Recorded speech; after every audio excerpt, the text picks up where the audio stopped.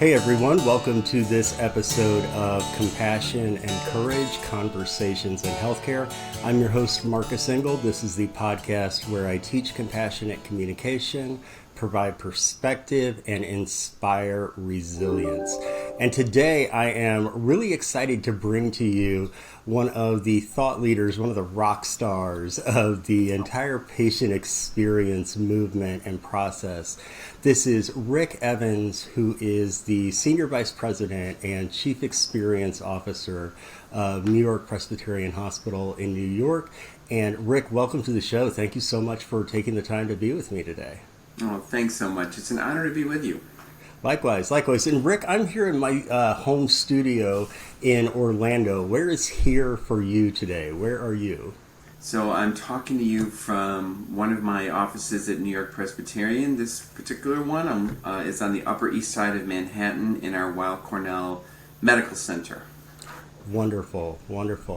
And so there's so many things that I'd love to cover with you today, some of your articles, but I wondered, could we kind of start at the beginning? What drew you to this work? Can you tell me about a little bit about your early life and how you ended up where you are today?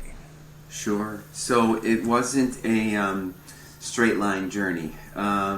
So when I went to college, actually, I studied for ministry. I was going to be a Catholic priest, and I got almost to the point of ordination where you're ordained a priest and decided not to do that. So my joke is I'm the runaway groom of the Catholic Church.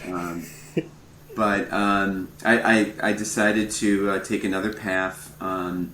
Got originally into the not-for-profit world. I ran a soup kitchen and homeless shelter, my first job out of the seminary.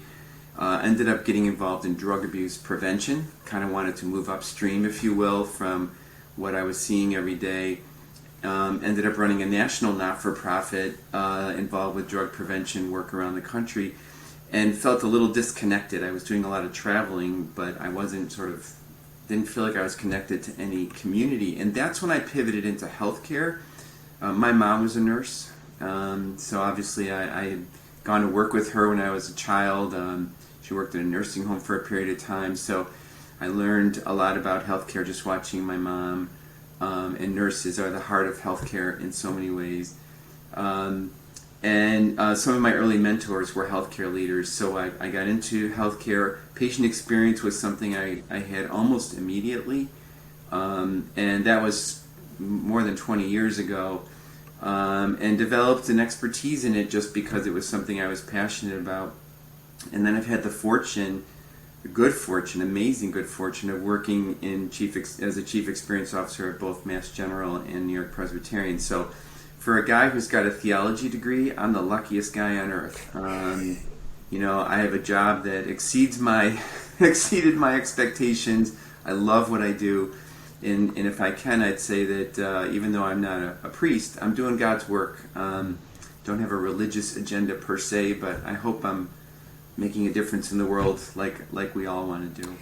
I love to hear that, and apparently that's always kind of been your bend too, or I don't think you ever would have considered the priesthood, right? It's kind of how I was raised. You got to do something that, you got to make a living, but you have to do something that makes the world better.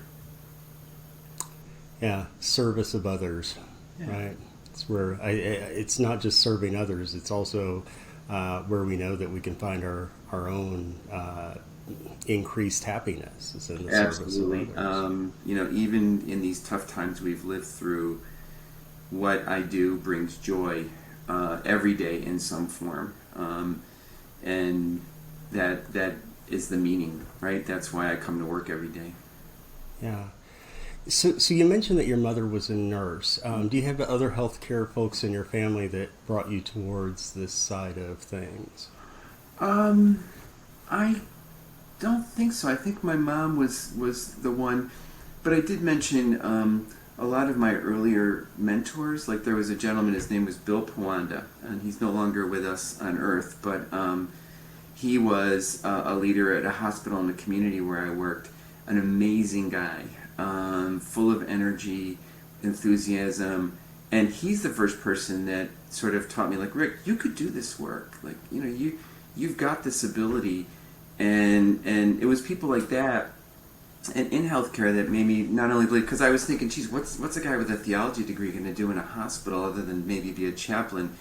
And people like Bill helped me realize I could lead, I could help healthcare be better, and it was that encouragement that I think pushed me in that direction. And I'm glad that you're in that direction, because you are certainly affecting the lives of tens of thousands of people every day through your work, and that's just the patients at the bedside. Mm-hmm. But you've moved out of that. I loved the term that you used earlier. You kind of wanted to move upstream a little Yeah. bit. From what the current problem you're seeing as to what are the roots of this problem. And I've gotten to know you, I guess, through our work primarily with the Patient Experience Policy Forum. So you've moved upstream even a little bit further to the policy level. Mm-hmm. Can you tell us a little bit more about how you found yourself in that aspect? Yeah. So I had the good fortune to work with Jason Wolf, who I know is our mutual friend and a great leader in this field. And the policy work really started. I mean, the story is kind of funny. A bunch of us CXO types were at a conference, and we were talking about the influence of HCAPS, which is the inpatient survey that is basically required across the country. And HCAPS, when that was brought forward back in 2008 or so, that was a good thing for patient experience. It really put patient experience on the map strategically, and by requiring that, by publicly reporting that, by tying that to reimbursement for hospitals, that really forced healthcare organizations to be much more thoughtful, strategic, and deliberate about patient experience. I mean, I would hope, and I know you would agree, Marcus, working on patient experience is the right thing to do. There should be no regulatory pressure to do that work. I mean, we should know what our patients feel about the experience, and we should be trying to make that better. But having that survey and that structure really elevated patient experience within hospitals and helped push us forward. But while we were all together at this meeting, we were having dinner together, and there might have been a drink or two involved as well. But we started to say, it's outdated. It was a good thing. It needs to evolve. Measurement needs to evolve. What we're asking patients about their experience needs to evolve. How we're asking them needs to evolve. So kudos to CMS for getting that started, but it needs to go much further. And I have passionate about, I mean, we only basically can administer the inpatient survey now on paper.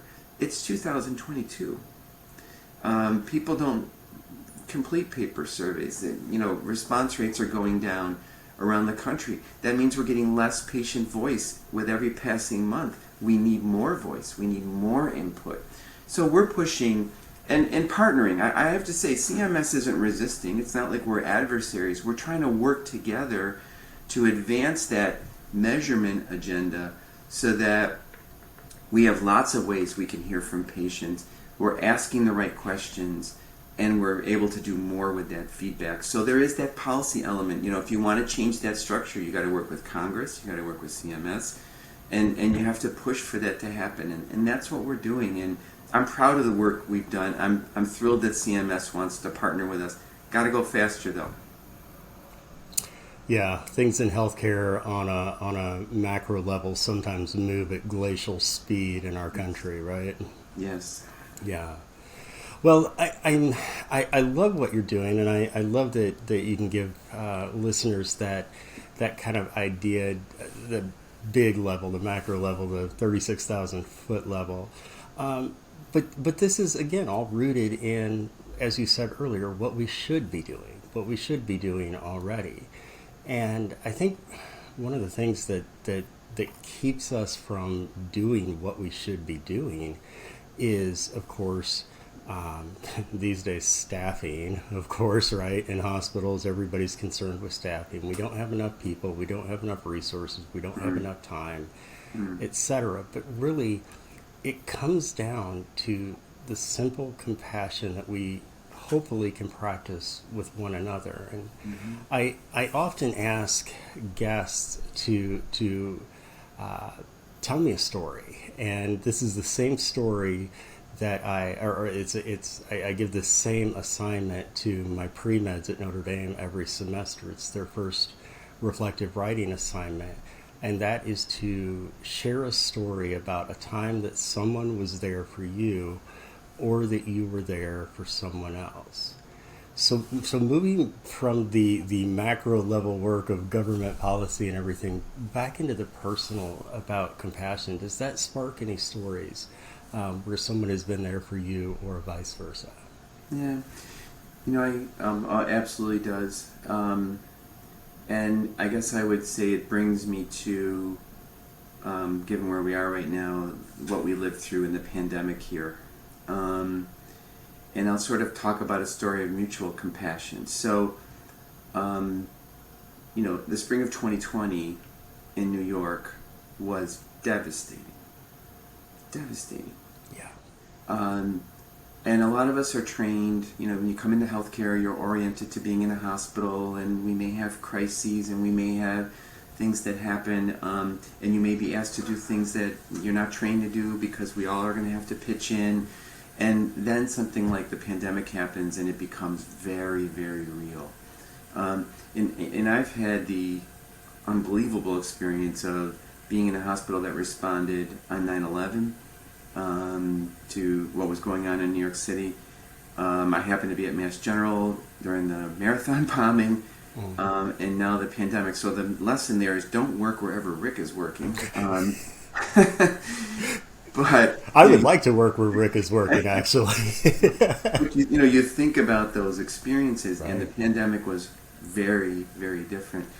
And when I think about compassion, so the darkest moment of the pandemic for me, of that spring, and remember, we had mortality rates we'd never seen before. We had trucks out in front of our hospitals full of dead bodies. Yeah. You don't forget that. That changes you forever. But during the middle of this, we lost one of our physicians to suicide. And I think a lot of people have heard of Lorna Breen. Mm-hmm. She was a wonderful human being, loved by all, and was just taken down by COVID and what that did to her physically and emotionally. And it was the darkest day of the whole thing. And I think a lot of us were devastated by what we were going through, but then to have this colleague feel like she just couldn't get through it and to take her own life. And to this day, a lot of us are grieving that. We had a Schwartz Rounds here discussion about a week ago that some of us were asked to speak yet. I'd never spoken at a Schwartz Rounds. I've been to them. These are rounds where our staff talk about their experiences, their emotions, their feelings. It's not a post-mortem. It's not a some kind of clinical discussion. It's a human discussion about what's going on. And I got very emotional talking about Lorna that day, and it still really hurts. So here I am on the camera with tears and unable to speak, and my colleagues. It was virtual. There were 100 of us on screen, supported me and showed me compassion. And it was a beautiful moment. I'm a senior leader here. You don't often have senior leaders crying in front of you.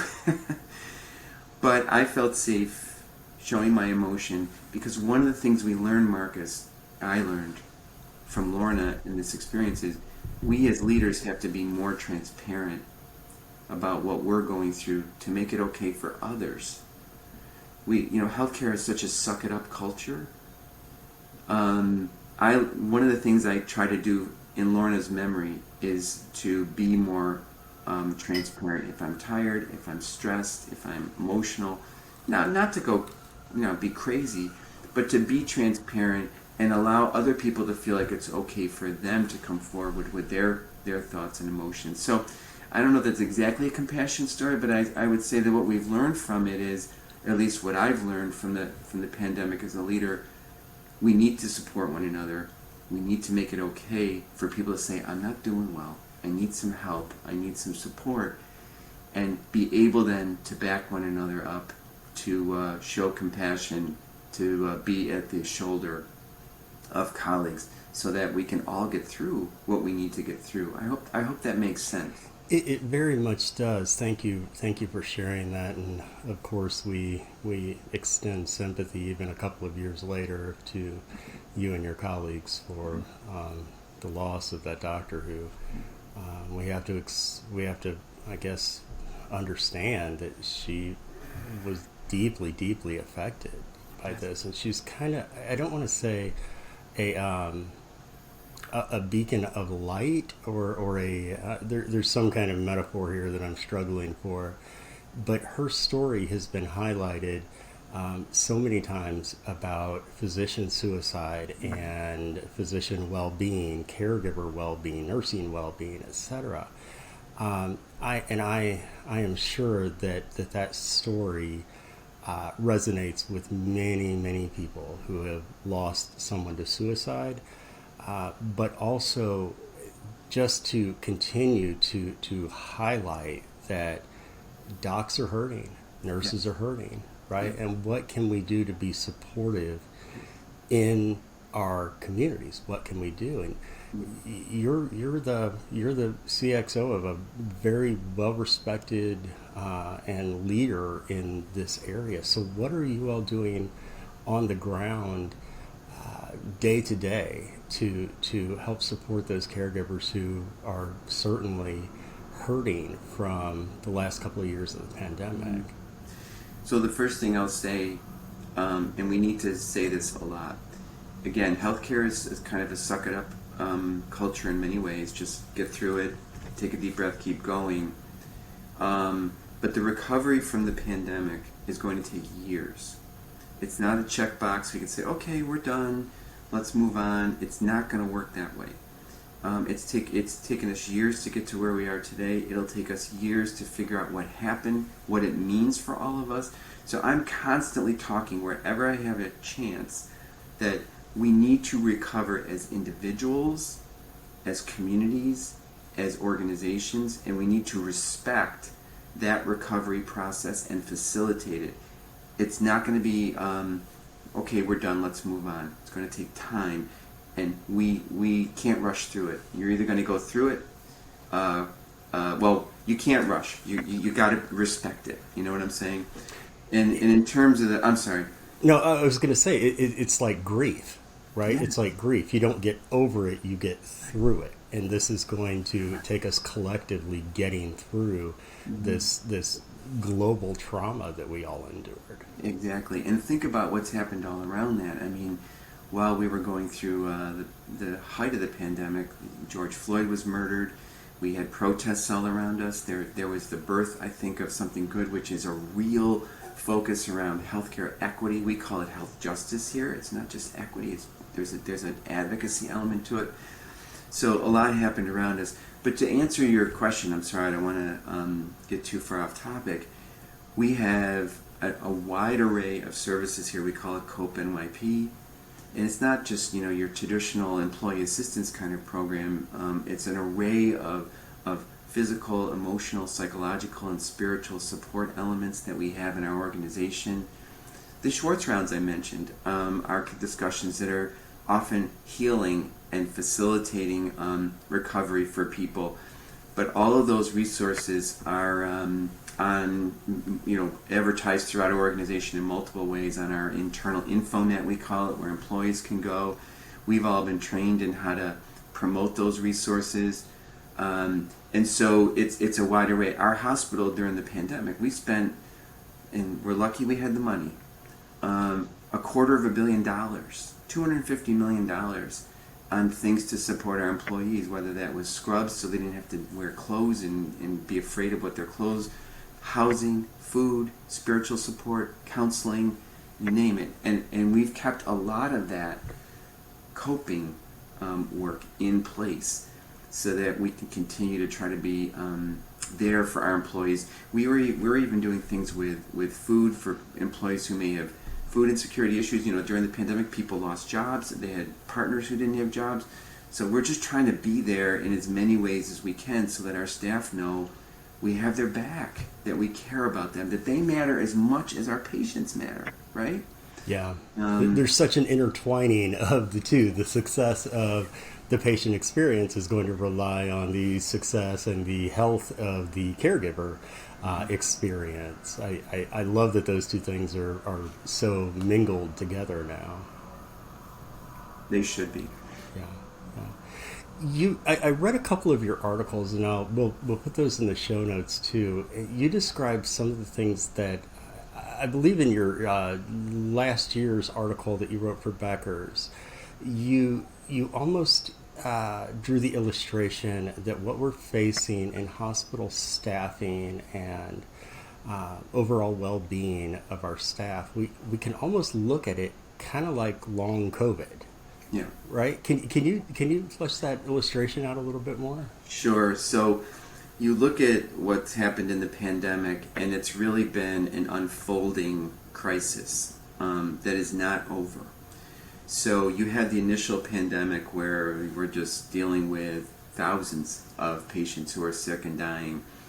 And that led to, first we had a PPE crisis, right? Masks and gowns and all that stuff. And then we had, again, our hospital was able to stay like a day ahead of that. It was very, very challenging. Then we had a bed crisis. Do we have enough ICUs? Do we have enough ventilators? Then we had a crisis with other supplies like dialysate and other materials that we needed for our patients. Then we had a supply chain crisis, which is still unfolding at this day, where you can't get stuff to the bedside because it's not available. And then we had a staffing crisis, which we are still seeing play out in hospitals across the country. So it wasn't just the COVID moment, it was all of the after effects. Like people who have long COVID are experiencing lingering effects. It's, with their health and clotting ability and breathing and fatigue, etc., taste and smell, all those things. Well, we've had organizational equivalents to that. And the staffing crisis is enormous. So you look at, you mentioned it earlier, just having people to take care of people, particularly at the beginning of this year when Omicron just surged around the country, just having people at the bedside was very, very challenging. And now it's, hiring is improving, but now you have lots of people who are new to healthcare. So it's, how do you retain those people? Hospitals around the country are hiring new grads. The new grads are at the bedside and deciding, I don't want to do this. This isn't for me. So how are we retaining and embracing people coming into healthcare, some for the first time? So there's a lot of unfolding effects, and it's not done yet. There's still sort of dominoes being pushed over. I'm looking forward to when it's over, but I actually think staffing, the way we think about our jobs, I think that stuff is going to be changed forever. It's never going to be like it was. We're going to have to change ourselves to be good places to work for our employees and our caregivers in ways that we didn't have to before. It's really going to be changed forever. I go back to what you said earlier, which is it's what we should be doing, yes. Right? We should be supporting our best and brightest caregivers and docs, that anybody who's providing that care, we need to support them greatly. But like you said, we've never really had to do it. America has always had a different kind of a whole theory and notion about work that seems to be kind of stood on its end after the great walkout of 2020 and 2021, the great work reassignment, as it's called. And I'm seeing that with so many forward-thinking hospitals across the country, that everybody is starting to intertwine everything back to how satisfied are the employees at the bedside, and how can we ever really expect to provide great patient care if our caregivers aren't happy? Right. I think we're at a nexus, and it feels a little scary and challenging right now, but I think the potential here is for something really amazing to happen if we do it right. there was a crisis in staffing and burnout before the pandemic. We were hearing about physician burnout, nurse burnout. I mean, it wasn't new. And the pandemic did this to many things. What it did is it didn't create a new situation. It just made it very, very apparent, and maybe even worse, like equity. You look at those issues. It's the same with staffing and joy. And you've got now, there is lots of technology that's available to us. And technology can cut either way, right?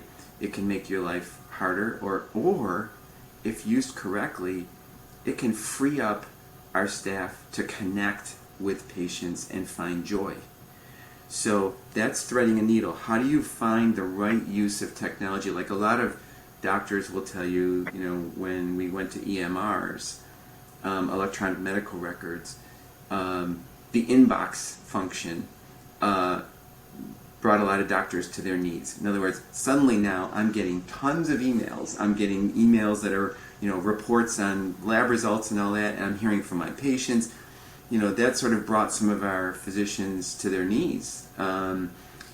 But as we're thinking about this technology, can we change it so that it enables the physician, for example, to really, really connect and operate at the top of their skill set and find joy? Same with nurses or transporters or environmental services people. So it's challenging, and we haven't found the sweet spot yet, but I think there's a real potential here to come out of this pandemic. We taught ourselves we can change faster than we thought we could. We built 400 ICU beds here overnight. And so we can change if we want to. Is there a way that we can come out of this pandemic and transform in a way that really is for the better? That's my hope. And your article in Becker's in December of last year was it was inspirational. It was inspirational. And I'm glad that you point out, look, we've done this before. We can do it again. We can set this thing on its ear in a way that we have never done before, but we're going to have to be intentional about it, and we're all going to have to be on the same page with the same goals. I just found it really inspirational for everyone. And again, we'll put that article in the show notes too. That means a lot to me. Sure. Rick, I want to ask you a question though. So let's step out of the reality of what's going on, and maybe let's look into the fantasy world. And if you had a magic wand and could change anything in healthcare, what would that thing be? Wow, that's a big question. Well, the wonky person in me, healthcare is really screwed up. I mean, I can remember when I first got into healthcare, my mentor, Bill, I was telling you about earlier, I would say to him, Bill, the sky is falling. It's just there's so many things that just seem so misaligned to me. And he said, Rick, if you don't get used to that, you'll never survive in healthcare. You've got to sort of understand. So everything is misaligned. How we pay for healthcare, and the incentives that creates within hospitals. So if I had a magic wand, I would fix the finances so that everything was aligned to get people healthcare and not create all these sort of perverse incentives within hospitals that prevent us from being, just meeting patients' needs in a more direct way. I mean, I know that's kind of a wonky answer, but it's so screwed up that some people have healthcare and some people don't. And the money piece makes it all twisted in a way that it doesn't work the way it could for everyone. Now, I don't know if I'm smart enough to come up with all of the answers, but it seems to me that those are things that need to be addressed and would free us up to be even more proactive on behalf of patients. And I think patients themselves would probably validate this. What it takes to get things paid for, to track things. It inflicts suffering on top of whatever medical issue you're trying to deal with. I'm sure that studies have been done on this, but I would have to think that beyond the medical condition that patients are facing in the hospital, their top stressor has to be, how am I going to pay for this? Yeah. How is this going to work? Is this going to put me into more medical debt. Is this, and I'm saying more because I almost have to assume that everybody these days has some medical debt. How do we get around these things? Yeah, it's a tough question. We had a pulmonologist out of Mississippi talk in our class last semester, and as a critical care doc, he pointed out, I have 17 regulating bodies looking over my work at any one time. Mm-hmm. And that prevents a lot of barrier for a doctor to be able to give the kind of care that they want and need. And yes, it's safer. There's things that we know that back to 2008, I believe, as you described, there are things that are a lot safer. But at the same time, it's putting a bigger burden on care delivery, and that's hard on a doc. Yeah, I mean, how much time does a physician spend on administrative work and not on caregiving, or a nurse, or a patient and their family? And we got to figure out a way to fix that. Yeah. If I had a magic wand. Yeah. Well, Rick, in the time we have left, can I shoot a couple of rapid fire questions past you? Sure. Awesome. So let's say that you are deserted on a desert island. You're marooned on the proverbial desert island, but it's a well stocked, well equipped desert island, and so you also get to keep with you one piece of art, and that piece of art could be a book, a film, Broadway production, piece of sculpture, piece of fine art, painting. Or another way to ask that is, what is a piece of art that speaks to you? I think mostly books speak to me. So I probably would want some books that I could continue to read. I think those things provoke my thoughts. So it probably would be literature that brings me comfort. Do you have a specific piece of literature that you return to time and time again? I knew you were going to ask me that. And of course your mind goes blank as soon as I do. There's a lot of books that I really love. And actually a lot of them now are books that I read with my son.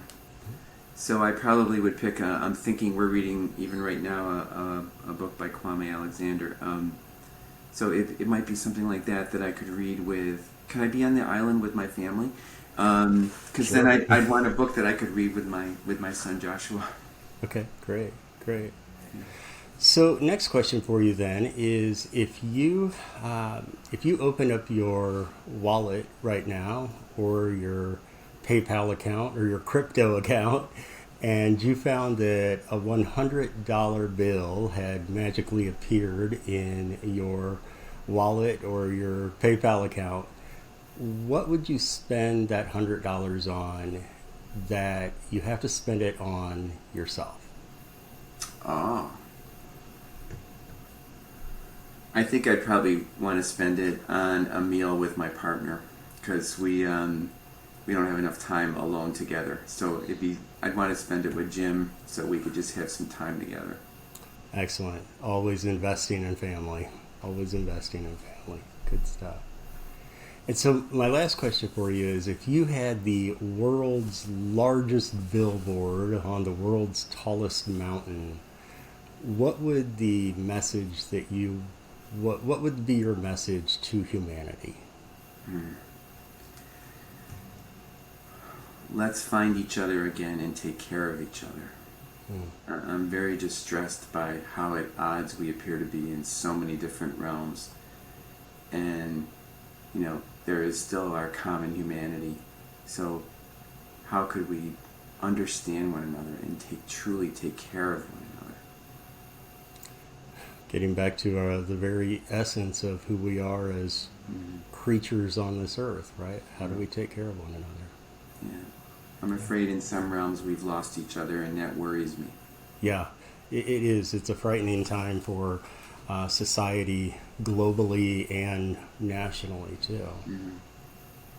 Well, Rick, I cannot thank you enough for spending some time with me today and for sharing your insights and your experiences and hopefully some of the best practices that others who are out there in the world of healthcare that are struggling with these same issues, hopefully they're going to walk away from this interview today with a little bit of inspiration and also with some plans for what they can do personally and professionally to try to bring about this new era, this reevaluation that we're going to be going into in healthcare for a good long while now.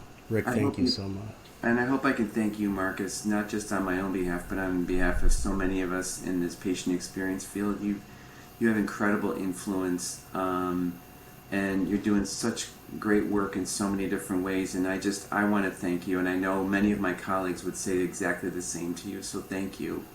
Absolutely, it's what I get to do, right? It's what I get to do. This work is what you get to do. We're lucky and privileged to be able to do this. Agreed. Yeah. Rick, thank you so much. And listeners, thank you for joining me for this episode of Compassion and Courage, Conversations in Healthcare.